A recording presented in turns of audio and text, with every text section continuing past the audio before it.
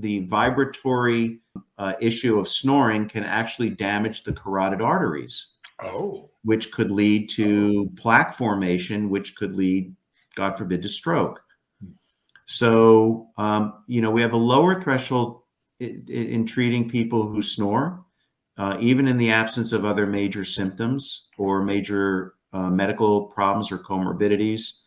So that's pretty much how, in a very simplistic manner, the guidelines are established. Now, we treat every patient individually. So that's where it's critically important to have the proper education, training, and experience so that you can use your clinical judgment as a sleep physician, as a primary care physician, as a dentist to determine, what is probably in the best interest of that patient.